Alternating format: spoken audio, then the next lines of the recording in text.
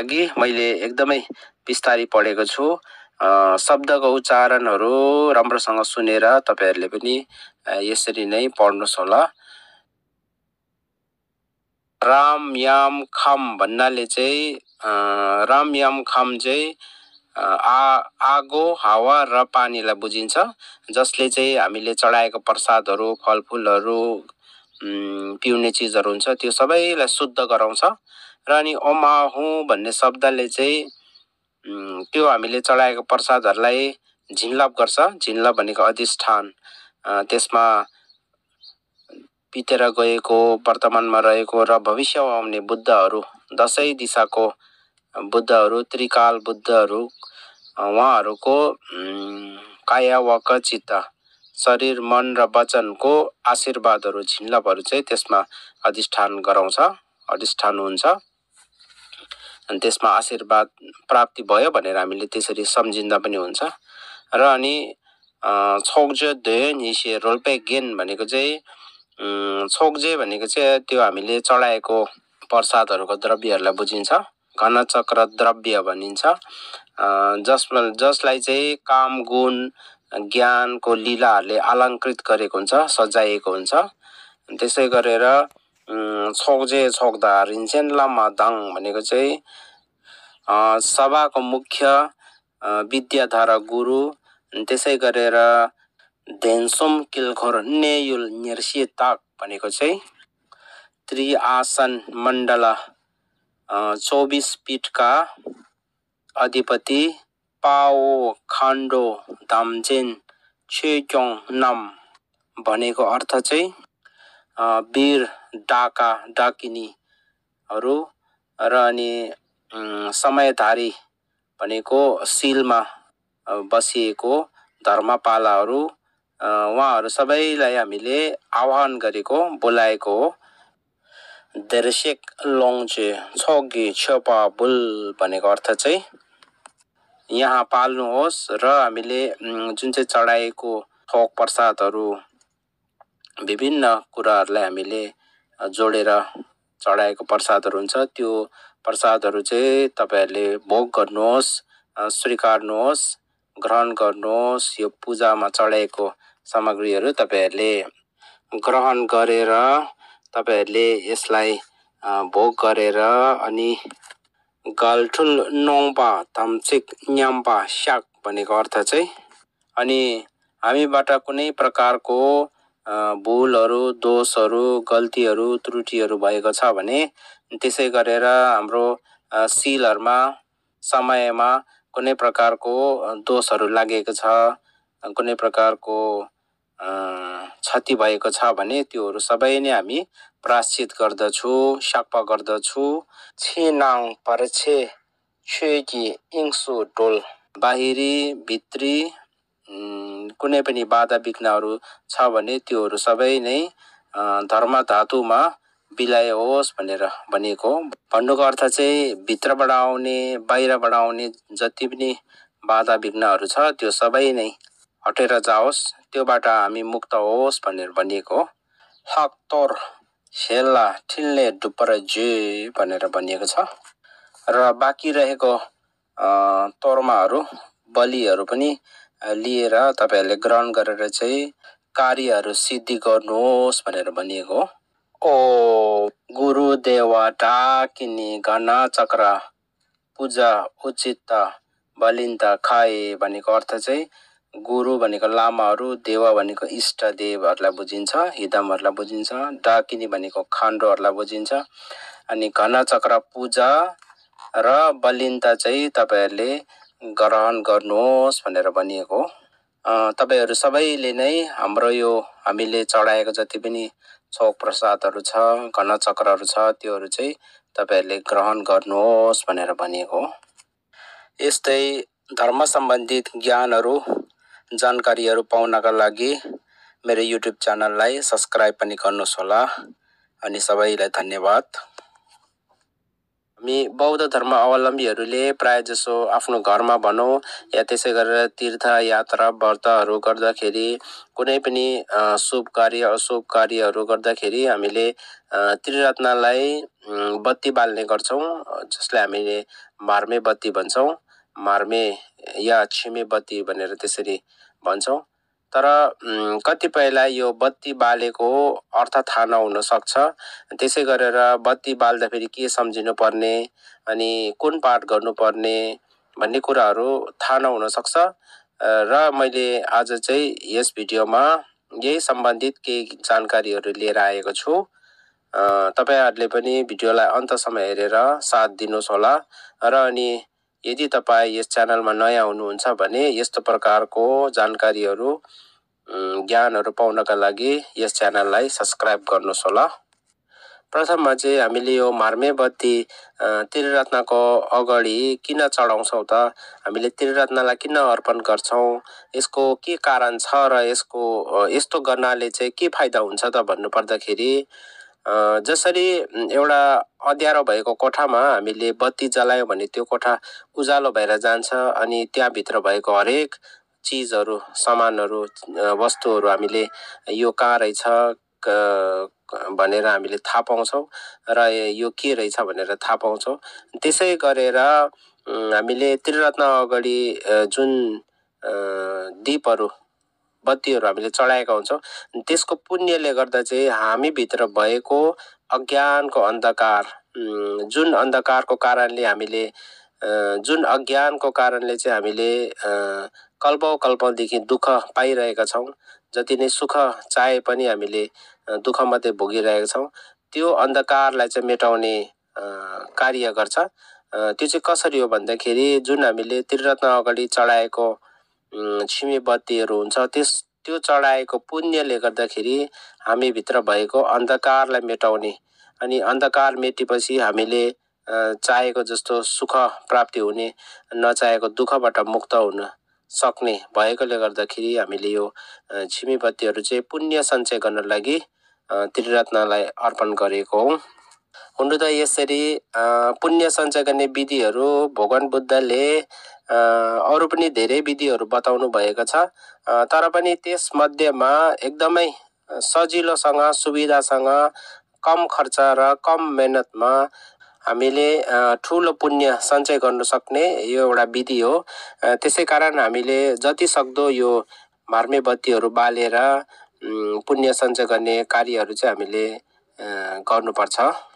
र पुण्य सञ्चय चाहिँ किन गर्नुपर्छ भन्ने बारेमा पनि संक्षेपमा भन्नुपर्दाखेरि यो पुण्य चाहिँ हाम्रो प्राणीहरूको जीवनमा एकदमै ठुलो भूमिका रहेको हुन्छ। यदि हामीमा पूर्व जन्मको कुनै प्रकारको पुण्य सञ्चय गरेको पुण्यहरू छैन र हामीले यस दुनियाँमा पनि कुनै प्रकारको पुण्यहरू सञ्चय गरेको छैनौँ भने त्यो व्यक्तिको जीवनमा एकदमै दुःख पीडा कष्टहरू बढी आउने हुन्छ। जस्तै सोचेको कार्यहरू नहुने, आफूले इच्छा गरेको मनोकामनाहरू पुरा नहुने, त्यस्तै गरेर घरमा पनि सधैँ झैझगडा भइबस्ने, घर परिवारमा मेलमिलाप राम्रो नहुने, दुःख आइबस्ने, बाधा विघ्न आइबस्ने, आयु छोटो हुने, घरिघरि बिमारीहरू भइबस्ने, अनि कुनै पनि बिजनेस व्यवसायहरू गर्नु खोजे त्यसमा पनि धन सम्पत्ति पैसाहरू सबै डुबेर जाने, अनि नसोचेको आशाहरू बाधा विघ्नहरू आइलाग्ने, मनमा धेरै जस्तो नकारात्मक सोचहरू नराम्रो सोचहरू मात्रै आउने, अनि कसैले राम्रो सल्लाह सुझावहरू दियो भने त्यो कुरामा आफूले विश्वास नलाग्ने या कुनै शङ्खहरू लाग्ने, पुण्यहरू सकिँदा चाहिँ मनुष्यको जीवनमा यस्तो प्रकारको लक्षणहरू देखा पर्न सक्छ। र यदि पूर्व जन्ममा पनि हामीले धेरै पुण्य सञ्चयहरू गरेका छौँ र यस जन्ममा पनि तीर्थयात्रा व्रतहरू दानहरू त्यस्तै प्रकारको पुण्य कमाउने कार्यहरू गरिरहेका छौँ भने अनि पुण्य हामीमा धेरै छ भने हामीलाई पाप भएर जाने, त्यो वृद्धि भएर जाने, सबै कुराहरू राम्रो भएर जाने हुन्छ। त्यो चाहिँ पुण्य भएको सङ्केतहरू मानिन्छ। हामीले पर्याप्त मात्रामा पुण्य सञ्चय गरेका छौँ भने कुनै प्रकारको ध्यान जप साधनाहरू गऱ्यौँ भने हामीलाई छिटो सिद्धि प्राप्ति हुने, ज्ञान प्राप्ति हुने, आशीर्वाद झिन्लबहरू प्राप्ति हुने हुन्छ। अनि त्यसै गरेर हामीभित्र दया करुणाहरू बोधिचित्तको भावनाहरू पनि विकसित भएर जान्छ। र यसरी यो मार्मे बत्तीहरू त्रिरत्नलाई बुद्ध धर्म सङ्घहरूलाई अर्पण गरेर उहाँहरूलाई चढाएर त्यो पुण्य प्राप्ति गरेकोले एक समयमा श्रबस्तीमा भगवान बुद्ध भएकै समयमा न्याङ्गामो भन्ने बुढी एकजना मागेर हिँड्ने स्त्रीले चाहिँ पछि भविष्यमा गएर बोधि ज्ञान प्राप्ति गरेको कथाहरू पनि त्रिपिटकमा बताइएको छ। त्यसै गरेर शाक्य मुनि बुद्ध र दीपङ्कर बुद्ध स्वयं आफैहरूले पनि उहाँहरूको बोधिसत्वको भूमिमा भएको बेलामा यसरी बत्तीहरू बालेर त्रिरत्नलाई अर्पण गरेर पुण्य सञ्चयहरू गरेर नै त्यही पुण्यले नै उहाँहरूले पनि बुद्ध ज्ञान प्राप्ति गर्नुभएको भनेर त्यस्तो प्रकारको कथाहरू पनि त्रिपिटकमा उल्लेख गरिएको छ। र यस्तो कुराहरूलाई हामीले बुझेर मनमा राखेर अनि सधैँ नै सबैलाई फाइदा होस् भन्ने सोच विचार राखेर कुनै प्रकारको लोभ नगरिकन, अल्छी नगरिकन, त्यस्तै प्रकारको नकारात्मक सोचहरू, रिस आरिस घमण्डहरू नगरिकन कम समयमा ठुलो पुण्य सञ्चय गर्नु सक्ने रहेछ भन्ने त्यो अवसरलाई बुझेर हाम्रो दुःखहरूबाट सधैँका लागि मुक्त हुन सक्ने रहेछ अनि हामीले चाहेको परम सुख प्राप्ति गर्न सक्ने रहेछ भन्ने यो अवसरलाई बुझेर अनि सधैँ नै दैनिक रूपमा तपाईहरूले आफ्नो घरमा भए पनि या गुम्बातिर तीर्थयात्राहरू गर्नुभएको समयमा यसरी त्रिरत्नलाई मार्मे बत्तीहरू अर्पण गर्ने गर्नुहोस्। र यो मार्मे बत्ती चाहिँ हामीले कहिले कहिले बाल्न सक्छौँ त, कहिले कहिले त्रिरत्नलाई अर्पण गर्न सक्छौँ त भन्नु पर्दाखेरि प्रायः जसो हामीले बिहान बेलुकी दैनिक रूपमा नै गर्नु सक्यो भने एकदमै राम्रो हो, एकदमै धेरै ठुलो पुण्य सञ्चय गर्ने अवसर हो। अनि त्यसै गरेर हामीले हाम्रो छोराछोरीहरूको या आमा बुवाको कसैको जन्मदिनहरू भएको छ भने त्यस दिनमा पनि हामीले उहाँहरूको नाममा जति सक्दो छिमेहरू बालेर उहाँहरूको दीर्घायुको लागि, सुस्वास्थ्यको लागि, त्यसै गरेर मनोकामनाहरू सबै पुरा होस्, कुनै प्रकारको बाधा विघ्नहरू आइ नलागोस् भन्ने सोच विचार राखेर उहाँहरूको नाममा पनि हामीले छिमे बत्तीहरू मार्मेहरू हामीले त्रिरत्नलाई अर्पण गर्न सक्छौँ। त्यसै गरेर विवाह भएको समयमा पनि गुम्बा मन्दिरतिर या आफ्नो घरमा उहाँहरूको नाममा हामीले बालिदिन सक्छौँ। या कुनै प्रकारको नयाँ कामहरू सुरु गर्दाखेरि, नयाँ बिजनेस व्यवसायहरू सुरु गरेको समयमा या कोही बिरामी भएको छ भने, अस्पतालमा छ भने उहाँहरूको नाममा हामीले बालिदिन सक्छौँ। कुनै तीर्थहरू यात्राहरू गरेको समयमा शुभ तिथिहरू जस्तै पूर्णे, औँसी, त्यसै गरेर अष्टमीहरू, दशमी शुभ दिनहरू परेको छ भने त्यस्तो समयमा पनि हामीले बाल्न सक्छौँ। कुनै बाधा विघ्न आयो, रोगहरू आयो भने त्यस्तो बेलामा पनि सक्छौँ। अनि पापहरू देश्न, पाप प्रायश्चितहरू गर्नु परेमा या कुनै प्रकारको आफूबाट भुलहरू भएको छ भने त्यसरी छिमीहरू बत्तीहरू बालेर हामीले पापको प्रायश्चितहरू पनि गर्न सक्छौँ। र अनि विशेष गरी घरमा कसैको मृत्यु भएको छ भने त्यस समयमा पनि हामीले उहाँहरूको नाममा त्रिरत्नलाई छिमीहरू अर्पण गरेर उहाँहरूको लागि हामीले पुण्य सञ्चयहरू गर्न सक्छौँ। र हामीले यो मार्मे बत्ती बाल्दाखेरि मुख्य ध्यान दिनुपर्ने कुराहरू चाहिँ के हो भन्दाखेरि मार्मे बत्ती एकदमै सफा, त्यो पात्र जुन चाहिँ छ त्यो एकदमै सफा हुनुपर्छ। हामीले तातो पानीले धोएर त्यसै गरेर पुसेर त्यसलाई कुनै प्रकारको अगाडि बालेको मैला फोहोर मैलाहरू रहनु हुँदैन। त्यसै गरेर कपासले जुन हामी ढोङ्ग्रे बनाउँछौँ, सलेदो भन्छौँ, त्यो सलेदो पनि एकदमै सफा हाम्रो हात धोएर सफा गरेर हामीले बनाउनु पर्छ। अनि तेल पनि कुनै प्रकारको नराम्रो फोहोर मैला भएको या एकदमै नराम्रो दुर्गन्ध आउने किराहरू मरेको त्यस्तो प्रकारको कुनै फोहोरहरू पसेको त्यस्तो तेलहरू हुनु हुँदैन। तेल पनि एकदमै शुद्ध सफा हुनुपर्छ। जति सक्दो तोरीको तेल, तिलको तेल अनि त्यसै गरेर घिउ राम्रो हुन्छ। र मार्मे बत्ती बालिसकेपछि त्यो मार्मेलाई पनि एकदमै सुरक्षित ठाउँमा राखेर बाल्नुपर्छ। किनभने त्यो मार्मेको कारणले गर्दाखेरि घरमा आगो लागेकोहरू या त्यो मार्मेमा धेरै किराहरू पसेर मरेकोहरू त्यस्तो नराम्रो घटनाहरू हुनसक्छ, पापहरू हुनसक्छ। र त्यसै कारण यस्तो कुराहरूलाई पनि तपाईँहरूले ध्यान दिएर मार्मे बत्तीहरू बाल्नुहोस् होला। र अब मार्मे बत्ती बाल्दाखेरि हामीले मनमा के सम्झिनुपर्छ त, कस्तो सम्झिनुपर्छ भन्नुपर्दाखेरि प्रथममा चाहिँ जुन चाहिँ हामीले मार्मे ठुलो भए तापनि सानो भए तापनि जे जस्तो भए तापनि एकदम सफा स्वच्छ शुद्ध गरेर बालेको हुन्छौँ। अनि त्यो मार्मेको जुन चाहिँ पात्र छ, भाँडा छ, त्यो भाँडा चाहिँ यो एकदमै विशाल एकदमै ठुलो सम्झिनुपर्छ। यो संसार नै त्रिलोक नै ढाकिएको एकदमै ठुलो सम्झिनुपर्छ। अनि त्यो भित्र लगाएको जुन चाहिँ ढोङ्ग्रे हुन्छ, सलेदो, त्यो हामीले कपासले बनाएको सलेदो हुन्छ, त्यो सलेदो पनि सुमेरु पर्वत जस्तो, इङ्ग्लिसबाट माउन्ट मेरु भन्छ। यो हामीले मेन्डल पढ्दाखेरि यापो रिरप भनेर एउटा शब्द आउँछ। अनि त्यो जत्रो ठुलो, त्यो बाढ जत्रो सम्झिनुपर्छ। र त्यसै गरेर त्यो छिमीभित्र लगाएको जुन चाहिँ घिउ, डाल्डाहरू, तेलहरू हुन्छ, त्यो पनि एकदमै महासागर, सागरहरू मिलेर महासागर जुन बनिएको छ, त्यो सागर जस्तो ठुलो विशाल सम्झिनुपर्छ। हामीले सानो बत्ती बालेर सानो गरेको त्यसरी हामीले सम्झिनु हुँदैन। सबै कुरो नै ठुलो विशाल एकदमै संसार नै ढाकिएको सम्झिनुपर्छ।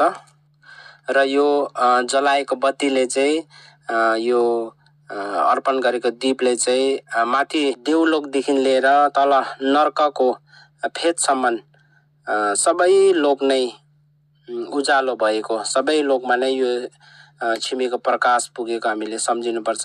त्यसै गरेर यो छिमे चाहिँ हजार हजार लाख लाख करोड करोड अरब अरब बुद्धहरूको अगाडि हामीले यो छिमे नै हजार हजार लाख लाख करोड करोड अरब अरब गुना फैलिएर त्यसरी उहाँहरू सबैलाई नै हामीले चढाएका छौँ भनेर त्यसरी सम्झिनुपर्छ।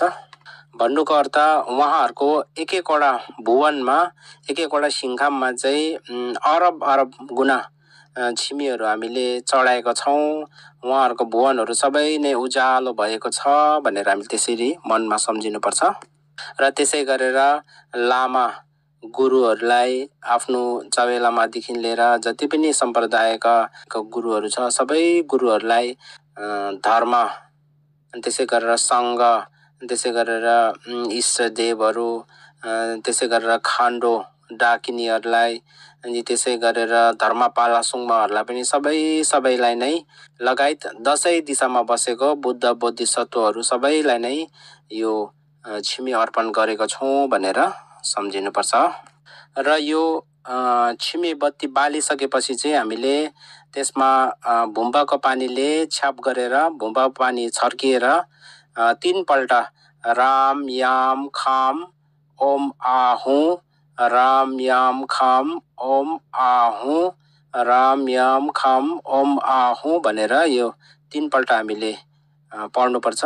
र यसको अर्थ चाहिँ के हो भन्दाखेरि राम याम खाम भनेको चाहिँ आगो, हावा र पानीले यो हामीले बालेको जुन छिमे मार्मे बत्ती छौँ त्यसमा भएको अशुद्धहरू सबै नै हटाउने, मेटाउने, शुद्ध गराउने हुन्छ राम याम खाम भन्ने शब्दले।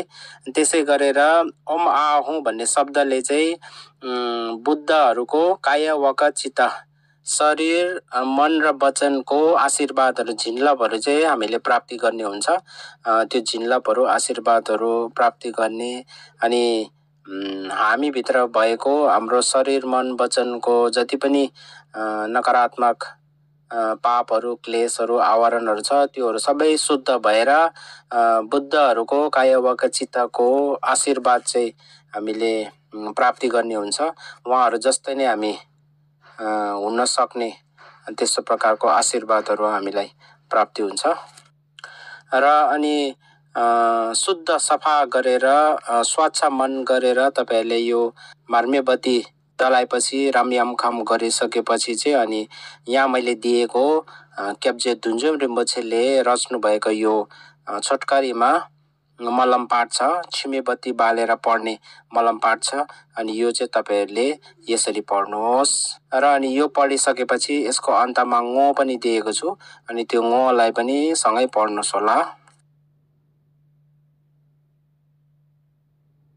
सांगे छेदां छोगे सोनाम ला चांगचो बर्दो दानी जपसो चिन दागे जिनसो गेबे सनाम डोला पेंजर सांगे डो बरैशो सांगे छेदां छोगे सोनाम ला चांगचो बर्दो दानी जपसो दागे जिनसो गिबे सनाम दी डोला पेंजर सांगे डो बरैशो सांगे छेदां छोगे चोंगनाम ला चांगचो बर्दो दानी जपसो दागे जिनसो गिबे सनाम दी डोला पेंजर सांगे डो बरैशो